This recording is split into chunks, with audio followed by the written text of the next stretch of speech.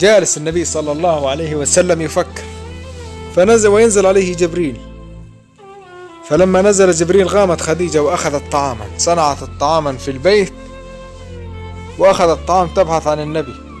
سألت عنه في 3 أماكن، كلما راحت قالوا لها شوفي الرسول هناك. تقول فأتيت به عند الجبل، جبل الصفا. تقدمت خديجة ومعها الطعام وهي تمشي طاحت، عجوز كبيرة فسقطت. جبريل الآن يتكلم مع النبي صلى الله عليه وسلم، فسكت جبريل. قال إن خديجة قد أقبلت. فتأتي خديجة فتدخل، فإذا بخديجة تأتي فيضمها النبي صلى الله عليه وسلم. يا سلام على العلاقة الزوجية الحميمة، هذا الحب الشريف. شوفوا خديجة توفي في حضنه وهو يموت في حضن من؟ في حضن عائشة. بسأل سؤال لإخواني المشاهدين ولكم، شلون علاقتنا مع حريمنا ونسائنا؟ ليش الواحد منا إذا صارت علاقته بعد 3-4 سنوات تتغير العلاقة بينه وبين زوجته؟ علاقة زوجية امتدت 25 سنة كلها حب ووفاء وتنبض عن محبة وقرب. فإذا بالرسول ينظر إلى خديجة تعبانة، فجبريل ينزل. الآن جبريل لاحظوا أول مرة ينزل جبريل على النبي ما ينزل بالقرآن، لاحظوا، وما معه آيات. وش تبي يا جبريل جاي؟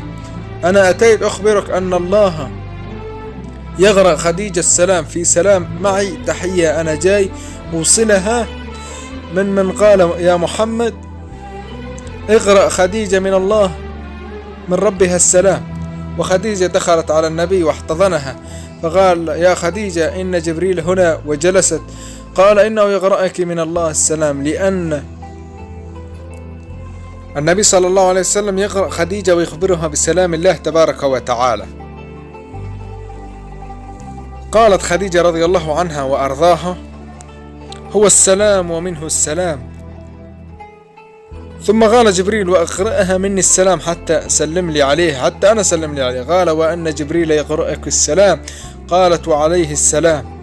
يا جماعة، يا نساء، يا أمة محمد، يا رجال، أمين السماء ينزل للأرض عشان يبلغ تحية الله لامرأة هي ليست بنبي لكنها امرأة جادة صالحة.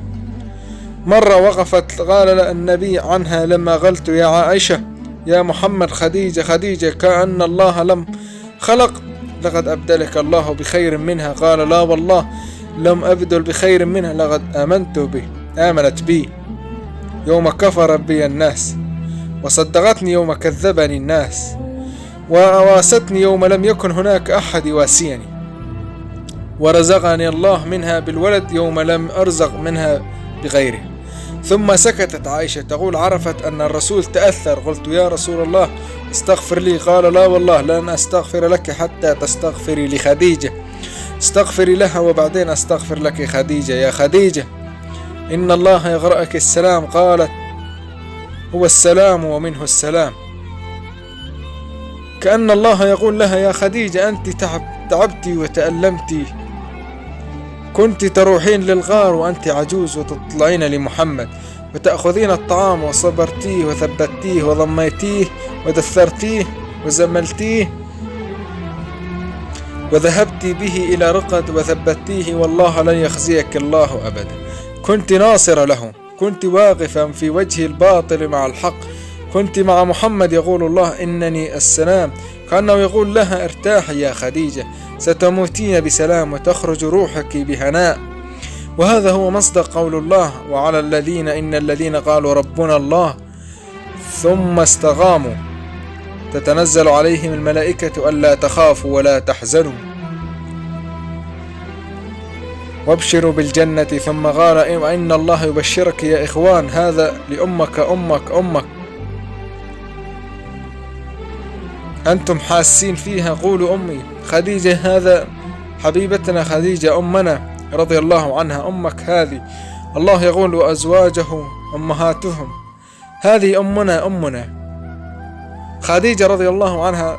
تشهد الله على محبتها ونشهد الله على محبة كل أمهاتنا زوجات النبي أمهات المؤمنين. هذا لن أمنا خديجة. يا مرأة يا فتاة يا بنت يا كل امرأة اقتدي بهذه الأم أمك.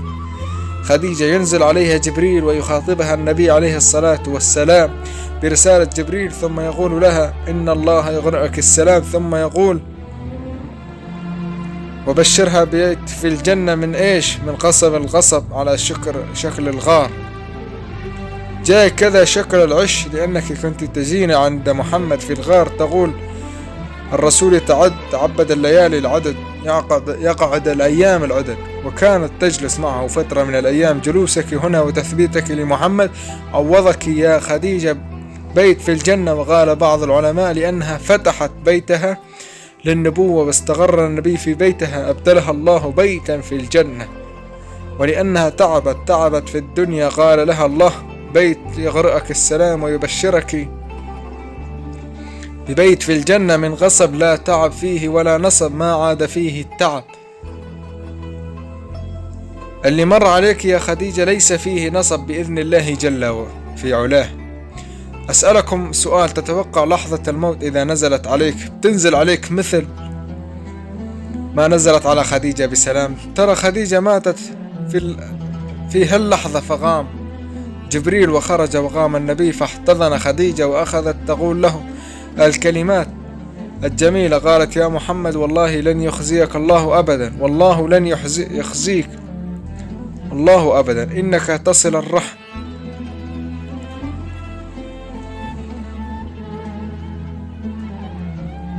إنك تصل الرحم.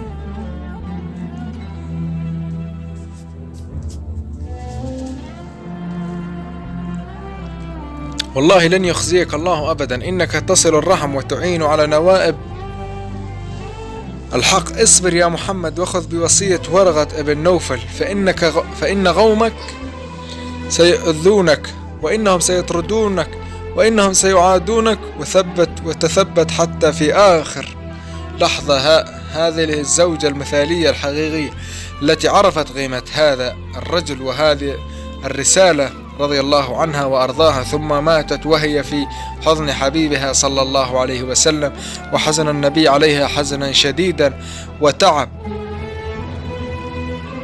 عليها الصلاة والسلام، حتى سمي بعض المؤرخين المجتهدين هذا العام بعام الحزن. لو أنا وأنت بيدنا اختيار الموت، أبو طالب يموتون إلا لو كان الاختيار عندنا أخرناهم إلى الله جرت قدرته. النبي إلى المدينة اللي بعد فتح، والله جل في علاه اختارها أن تموت في هذه اللحظة لأسباب، من أهمها كأن الله يقول لمحمد يا محمد لا نريدك إلا أن تتكل إلا علينا، واعلم أن البشر يموتون وإننا وحدنا من ينصرك ومن يعينك ومن يثبتك على الحق الذي أنت عليه. فإذا بها رضي الله عنها وأرضاها تموت وتدفن رضي الله عنها ويبكي عليها النبي ويحزن، حتى أن الصحابة يأتون النبي بعد أيام يجدونه يبكي، يقول يا رسول الله خفف عليك خفف عليك، فبكى وقال إنها أم العيال ربة البيت، إنها المرأة التي وقفت معي يوم تخلى عني كل الناس، إنها المرأة التي آمنت بي يوم كفر كل الناس، إنها خديجة وكفى. ويبكون الصحابة حتى قالوا ليتنا ما تكلمنا إلا لأن المسؤولية عظيمة. خديجة ماتت وفيها عيال وبنات في البيت، وبغي النبي 4 بنات له في بيته. ذهبت زينب كانت متزوجة أبو العاص ابن وائل، ورقية تزوجها عثمان، لكن بغيت فاطمة رضي الله عنها وأم كلثوم. فاطمة عمرها 14 سنة، معاناة فيه مسؤولية، بغيت عليك يا محمد مع هؤلاء البنات محتاجين إلى رعاية وإلى مجهود. تأتيه امرأة تقول يا محمد ألا تتزوج بعد خديجة؟ ويبكي صلى الله عليه وسلم، يبكي ويقول وهل من زواج بعد خديجة؟ يعني هل من امرأة تقوم مقام خديجة في حرمة، تقوم وتسد المكان الذي سدته خديجة من حب النبي لخديجة؟ جلس 2 بعدها ما تزوج. وهنا أراد على البعض المستشرقين اللي يقولون بأن محمد يحب النساء، نقول لهم خسئتم، وكبرت كلمة خرجت من أفواههم رسولنا تزوج وعمر لا 15 سنة بامرأة تكبر ب15 عاما عمرها 40 سنة، وكأن تاريخه العفاف والعفة والشرف والصدق والأمانة حتى شهد أعداء له.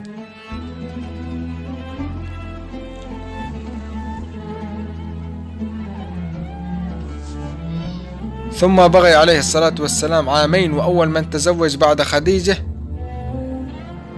تزوج بسودة بنت زمعة، لأنها جاءت مع المهاجرين من الحبشة ومات زوجها وكان عمرها يوم أن تزوجها النبي 83 سنة. أقولها لكم لو مات أعز الناس عندك، وخاطب إخواني الذين فقدوا آباء وفقدوا أبناء. أنا أعرف أن اليوم في البيوت مكلومين، وربما في بيوت اليوم فيها عز وفقدوا حبيبا أو صديقا أو عائلة البيت. أقول لمن خذله أصدقائه أو خذله رئيسه في الوظيفة أو خذله شريكه في التجارة أو خذله من حوله ممن يحبهم أو يعتمد عليهم، اعلم أن الله معك، اعلم أن الله معك، اعتمدوا على الله، توكلوا على الله، الزم يا أخي يدك بحبل الله معتصما، فإنه الركن إن خانتك الأركان. بعض الناس يقول أمي وأبوي هم كانوا أنور حياتي. لا تقل انتهت الحياة، اثبتوا وتوكلوا على الله واعملوا، وينزل الله جل وعلا عليه، وأصبر لحكم ربك فإنك بأعيننا. نعم، تموت خديجة، يموت أبو طالب، قد تظلم الحياة أحيانا في وجه إنسان، لكن الرسول يعمل وأخذ شعار لا رب المشرق والمغرب لا إله إلا هو، فاتخذ وكيلا. لا تبحث عن من غير الله. إذا أصبت بأي مصيبة فعليك الحياة لا تتكالب عليك، الأعداء إذا اجتمعت عليك، الهموم إذا تكالبت عليك، الديون إذا مرض، الأصحاب والأصدقاء والأبناء إذ تخلى عليك أي تخلى عنك أي أحد، اصبر، الله جل وعلا معك.